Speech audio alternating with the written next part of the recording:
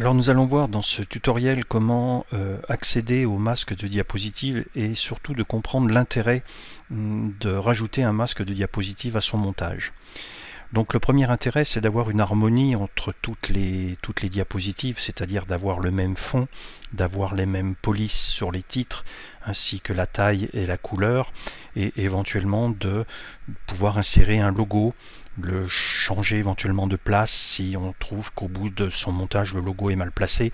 Et bien grâce à ce masque de diapositive, on va pouvoir modifier le placement des objets, et ce qui va nous permettre de gagner énormément de temps plutôt que de le faire diapo par diapo.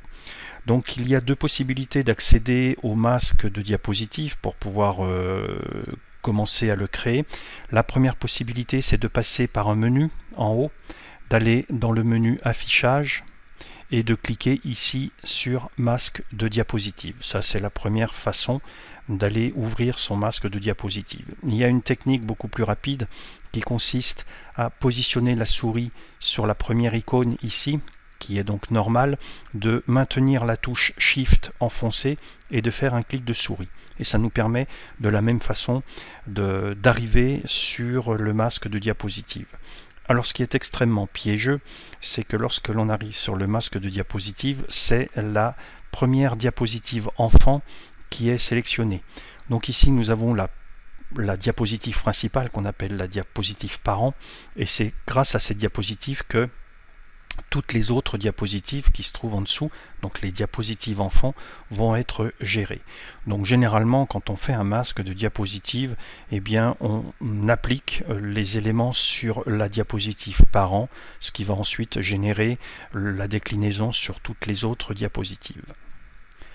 Alors je vais sur cette diapositive aller insérer un fond. Donc je vais dans le menu insertion, on va aller insérer une forme relativement simple. Voilà, on va changer la couleur, on va mettre un petit peu plus fun, on va aller mettre une couleur, un dégradé. Voilà, donc ici le dégradé, je peux le paramétrer grâce à ces petits onglets. On va aller changer la couleur qui se trouve en bas, on va aller mettre du orange, et la couleur qui se trouve au milieu, c'est pareil, on va aller mettre du blanc. Voilà, je viens donc de réaliser mon fond de diapositive. Je vais ici, grâce au menu arrière-plan, je vais le faire passer donc derrière tous mes textes. Et maintenant sur cette diapositive, je vais venir insérer un logo. Donc de la même façon que le fond, je vais ici dans Images. Voilà, on va prendre un logo dans la bibliothèque, on l'insère et ce logo, je peux donc venir le placer dans un coin de ma diapositive. Vous voyez que le fait d'avoir inséré un logo ici, eh bien, ça m'a permis donc de décliner le logo sur toutes les diapositives. Donc ce logo, je peux le mettre où je veux, hein, donc vous voyez que automatiquement sur mes diapositives enfants et parents, bien évidemment, le logo est déplacé. Alors on va supposer que le logo, on le met en haut ici. On va juste un petit peu réduire la taille du titre pour être sûr que le titre ne viendra pas se positionner sur le logo.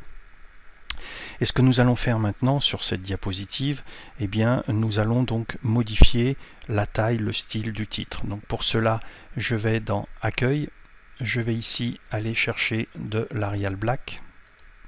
Voilà, on va diminuer un petit peu la taille pour que le titre soit sur une ligne plutôt, et on va donc aller choisir une couleur qui soit assez représentative, c'est-à-dire qu'on puisse bien la voir. Ce que je viens de faire ici sur le titre principal peut se décliner sur tous les éléments de notre diapositive, donc sur les styles, les deuxième niveaux, troisième, etc.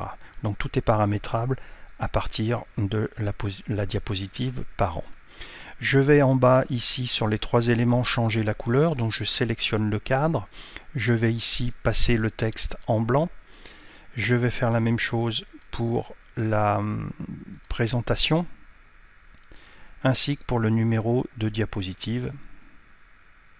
Voilà, ces trois éléments sont maintenant positionnés en bas et seront écrits donc en blanc. Voilà. Pour cette première partie du masque, j'en ai terminé. Je vais maintenant donc non pas enregistrer mon travail, mais tout simplement basculer dans le mode normal de montage de diaporama. Donc pour rebasculer en mode normal, il suffit de cliquer ici sur l'icône normale, ce qui va nous permettre de revenir sur notre diaporama. Toutes les diapositives se trouvent ici.